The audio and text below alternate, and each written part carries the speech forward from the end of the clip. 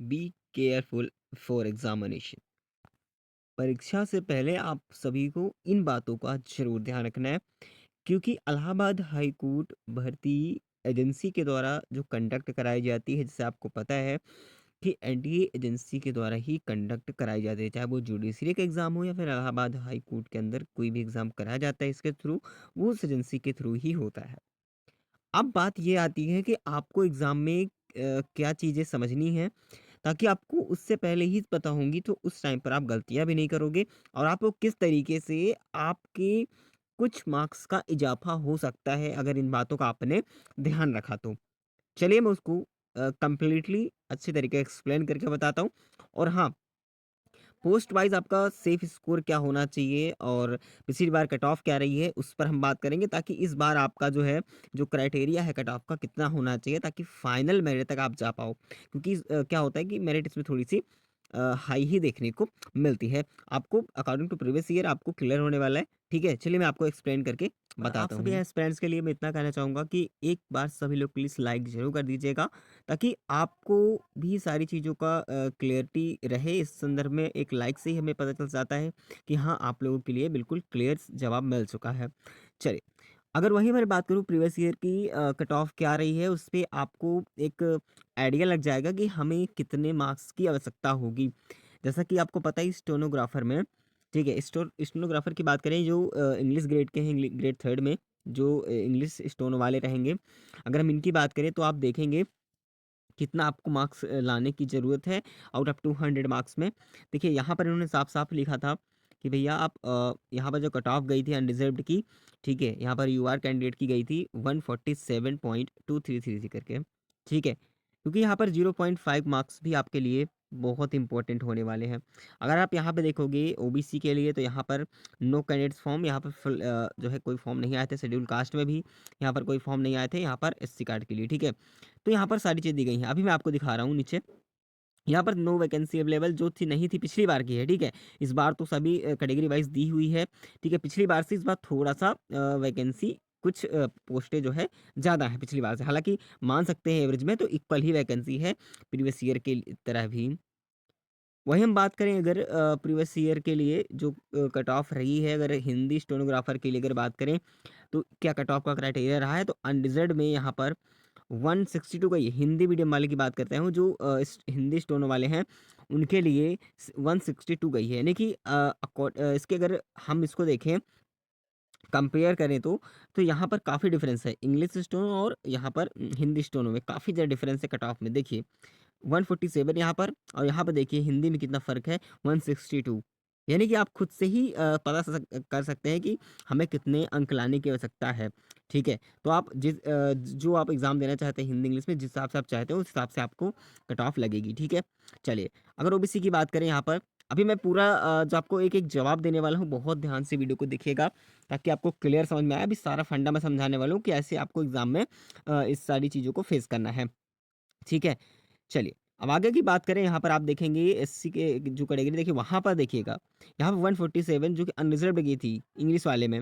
वहीं अगर हिंदी स्टूडेंट की बात करें तो वहाँ 145 यहाँ पर ही कट ऑफ रही है एससी के लिए।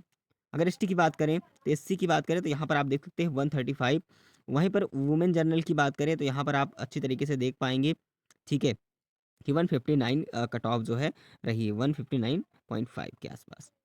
वहीं अगर बात करें वुमेन जो, क्योंकि इसमें कैटेगरी वाइज़ कट ऑफ लगती है, वुमेन की अलग लगती है, और जो यहाँ पर जो मेल कैंडिडेट्स हैं इनकी अलग लगती है, तो 150 यहाँ पर आप देख सकते हैं, ठीक है? तो यहाँ पर अच्छे तरीके से देख लीजिएगा कट ऑफ का जो क्राइटेरिया है, ठीक है? और नीचे अगर स्क्रॉल करते हुए देखेंगे, तो यहाँ पर आपको साफ नज़र आ जाएगा जो फिजिकल चैलेंज जनरल हैं यहाँ पर, उनका अगर देखेंगे तो 162.5167 गई है, ठीक है? थोड़ा-सा अगर आप स्क्रॉल करें तो यहाँ पर आप और देखेंगे, क्या यहाँ पर दिया हुआ है स्पोर्ट्स पर्सन के लिए जो शेड्यूल कास्ट वाले हैं, इनका देखेंगे तो 145 जो है यहाँ पर कट ऑफ लगी हुई है। वहीं मैं आपको बता दूँ, दूसरी बात आ जाती है हमारी, ठीक है, सर्कल रेट के लिए जो कि कट ऑफ क्या रही है यहाँ पर हम देख लेंगे, ठीक है? तो ओवरऑल यहाँ पर आप देखेंगे तो यहाँ पर क्लियर हो जाएगा कि अनरिज़र्व्ड की जो कट ऑफ है 126। वहीं पर ओबीसी की कट ऑफ की बात करें तो यहाँ पर आपको देख लीजिएगा कि 119 यहाँ पर कट ऑफ रही है। वहीं पर बात करिए एससी के लिए तो वहाँ पर 115 यहाँ पर देखेंगे, ठीक है? और यहाँ पर शेड्यूल कास्ट यानी कि बात करें यहाँ पर एसटी कैंडिडेट्स के लिए तो 92.6612 गई है कट ऑफ, ठीक है? वहीं वुमेन जनरल की बात करें जो जनरल कैटेगरी में है 1 में गई है 121, ठीक है? इसी तरीके से वुमेन ओबीसी की कट ऑफ की बात करें 125.330 जी, ठीक है? यहाँ पर आप देख सकते हैं। तो फिलहाल आप अच्छी तरीके से यहाँ पर पूरा ओवरऑल देख पाएंगे, सभी का हुआ है तो अपनी कैटेगरी के हिसाब से आप देख लीजिएगा और अपनी पोस्ट के अकॉर्डिंग आपको स्कोर समझ के ही चलना पड़ेगा। दूसरी बात यहाँ पर आ जाता है हमारा जो पिछली बार कट ऑफ रही, इससे एक आइडिया लग जाएगा, बहुत ध्यान से देखिएगा ड्राइवर के लिए क्या रही थी। जो ग्रेड 4 की बात करें तो यहाँ पर आप देखेंगे, थोड़ा सा स्क्रॉल डाउन करते हैं हम, ठीक है? देखिए जनरल की बात करें तो यहाँ पर जनरल की कैटेगरी की देखें तो 88 कट ऑफ रही है, ओबीसी की बात करें तो 91 कट ऑफ गई है और एससी कैटेगरी की बात करें यहाँ पर 88 कट ऑफ रही है, क्योंकि यहाँ पर सबसे हाई कट ऑफ मान चलते हैं कि यहीं पर बनी हुई है, क्योंकि यहाँ पर 100 मार्क्स का क्वेश्चन है, ठीक है? और 100 नंबर में इनको इतना मेरिट लाना ही पड़ेगा, इतना कट ऑफ, यानी कि मान चल सकते हैं भाई ओबीसी की कट ऑफ सबसे हाई, जनरल से भी ज़्यादा ओबीसी की कट ऑफ यहाँ पर लगी थी, यानी आउट ऑफ 100 में 91 कट ऑफ यहाँ पर जाने की पूरी पूरी चांसेस बन रहे थे पिछली बार। तो क्लियर है इस बार भी ऐसा ही होगा, इसलिए कोशिश करेंगे कि ज़्यादा से ज़्यादा स्कोर करने का प्रयास करेंगे। चलिए आगे हम बात कर लेते हैं कि अब आखिर आपको एक सेफ स्कोर कैसे गेन करना है। ठीक है, सेफ स्कोर आप कैसे कर सकते हैं, एक तरीका बता दूं। आज हम बात करेंगे चक्षु पब्लिकेशन की इस बेस्ट बुक के बारे में, जो कि आप सभी के लिए काफ़ी बेहतरीन साबित होने वाली है। मैं आपको बता दूं कि यहाँ पर जो है चक्षु पब्लिकेशन की जो बुक है, पिछले कई वर्षों में काफ़ी अच्छा प्रदर्शन इन्होंने की इसके द्वारा किया गया, ठीक है?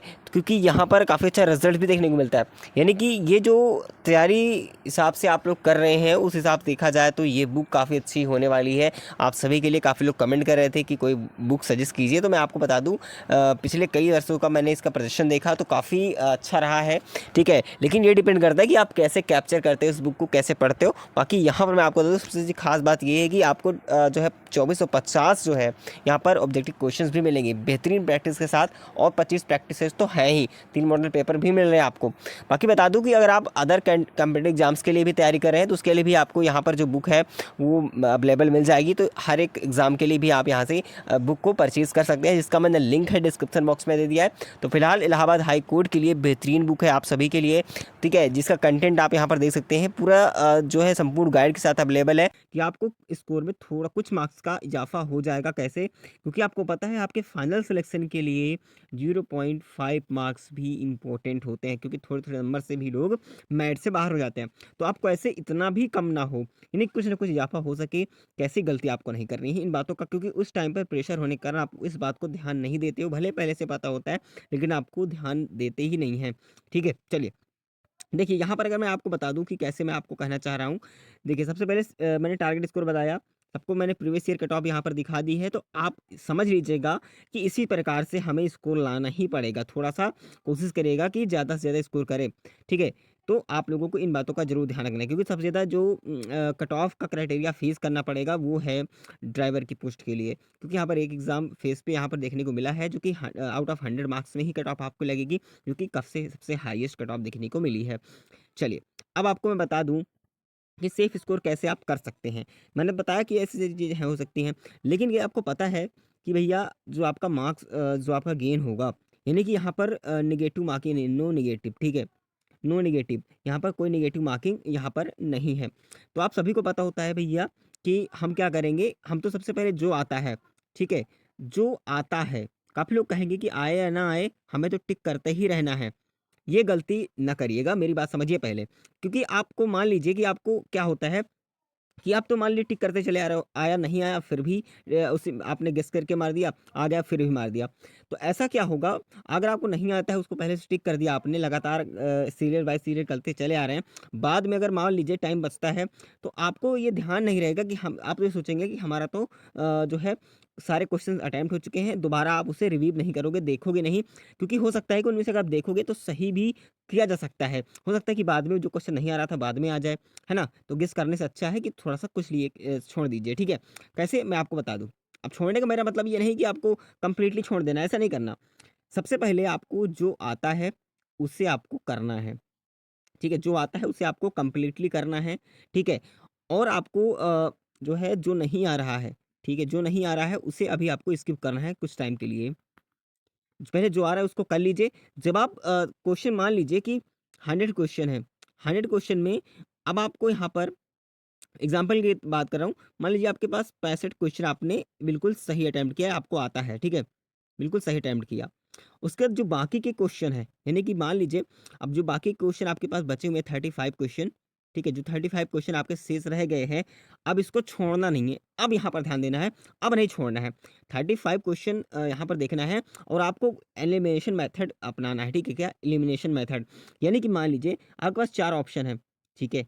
ए थोड़ा-सा मैं आपको बता दूँ, ठीक है? चलिए, थोड़ा-सा मैं यहाँ पर इरेज़ करते हुए आपको मैं एक चीज़ क्लियर कर देना चाहूँगा कि कैसे आपको ध्यान देने की आवश्यकता है। मान लीजिए कि आपके पास 100 क्वेश्चन थे, 100 में से आपने 65 सही कर लिया, यानी कि ये आता था। बाकी 35 क्वेश्चन आपने आंसर नहीं दिए, ठीक है? ठीक है, आंसर आपने नहीं दिया, ठीक है? 35 का। तो आपको इसको छोड़ना नहीं है, अब आपको यहीं पर अपनाना है एलिमिनेशन मेथड, ठीक है? यानी कि आपको ऑप्शन नेगलेक्ट करना है, यानी कि ए, ठीक है, बी, सी, डी, ठीक है? यहाँ पर आपके पास 4 ऑप्शन होंगे, इनमें से कोशिश ये करना है सबसे पहले देखिए फर्स्ट पॉइंट मैंने बताया, फर्स्ट पॉइंट पे क्या आएगा कि फर्स्ट पॉइंट पे आपको यहाँ पर जो क्वेश्चन आ रहे हैं उसको अटेम्प्ट करना है, क्योंकि नेगेटिव मार्किंग तो है नहीं, तो यहाँ जो आ रहा है उसको पहले अटेम्प्ट कर लीजिए, ठीक है? वो कर लिया, मान लीजिए बचे 35 क्वेश्चन ये आपको नहीं आ रहे हैं, ठीक है? तब आपको क्या करना है, दूसरे पॉइंट पर आपको एलिमिनेशन मेथड लगाना है। 2 क्वेश्चन आपको नेगलेक्ट करने हैं, कोई भी हो सकता है कि यहाँ से क्या होगा 2 क्वेश्चन या फिर 1 क्वेश्चन क्या है, हमको ये पता है बिल्कुल कि इस ऑप्शन में होगा ही नहीं, ठीक है? आपको बिल्कुल क्लियर कि ये नहीं है, तो आपके पास तो ये ऑप्शन खुल जाएँगे भैया मेरे पास सी और डी यानी कि 2 ऑप्शन बचे हैं, इनमें से एक है ही। तो यहाँ पर आपको कोई अच्छा जो आपको समझ में आ रहा है वो ऑप्शन को आपको टिक कर देना है। यानी कि उनमें से चांसेस 50-50 के बन जाते हैं कि भैया यहाँ पर ऑप्शन सही होने के 50-50 चांसेस बन जाते हैं जब आपके 2 ऑप्शन बिल्कुल नेगलेक्ट हो जाते हैं कि ये होगा ही नहीं, बचेंगे 2 ऑप्शन में आपको 50-50 के चांसेस होता है कि ज़्यादातर सही ही हो जाएगा। ठीक है, यहाँ पर नंबर पॉइंट क्या आ जाएगा हमारा 2 और नंबर थर्ड पे हमारा आता है, ठीक है, क्या? यानी कि बिल्कुल भी चारों ऑप्शन कन्फ्यूज़न है, यानी ए, बी, सी, डी ये चारों ऑप्शन आपके कन्फ्यूज़न में है, ठीक है? यानी चारों ऑप्शन को पता नहीं चलेगा कि भाई कौन-सा ऑप्शन हो सकता है। यहाँ पे आपको ये भी नहीं आता कि भई ये होगा कि नहीं होगा ये ऑप्शन नेगलेक्ट यानी कि एलिमिनेशन मेथड भी काम नहीं कर रहा आपको। चारों ऑप्शन में कन्फ्यूज़न है। तो आपको कोशिश ये करना है तो फिर आपको कोई भी चूज़ कर लेना है, कोई भी, ठीक है? इन वन इसमें से कोई भी चूज़ कर लेना है। तो आपको क्वेश्चन नहीं छोड़ना है, ठीक है?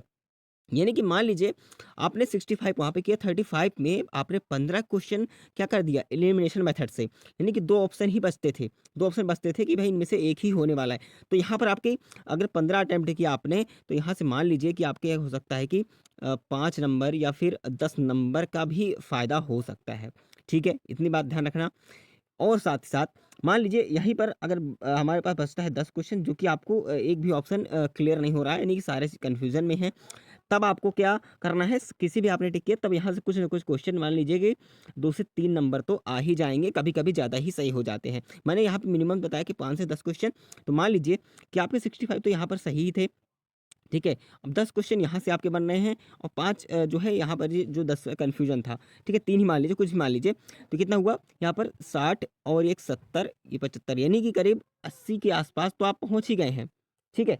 ये मैंने एक एग्ज़ाम्पल के तौर पे बताया, ठीक है? बाकी आपको मार्क्स मिलने की संभावनाएँ बढ़ सकती हैं। ओवरऑल आपको पता है कि आपके कैटेगरी के हिसाब से आपकी कट ऑफ क्या बनेगी। मैंने एक एग्ज़ाम्पल के तौर से समझाया कि आपको कैसे अटेम्प्ट करना है। इससे आपका जो है स्कोर है वो काफ़ी अच्छा दिखने को मिल सकता है, लेकिन आपको टाइम को ध्यान में रखते हुए सारे कदम उठाने हैं, ठीक है? आपके टाइम के ऊपर डिपेंड करता है। मान लीजिए आप 65 क्वेश्चन कर रहे हैं, हो सकता है 65 क्वेश्चन आपने सही तो किया है, इतने ही करते-करते आपका टाइम निकल जाए, ठीक है?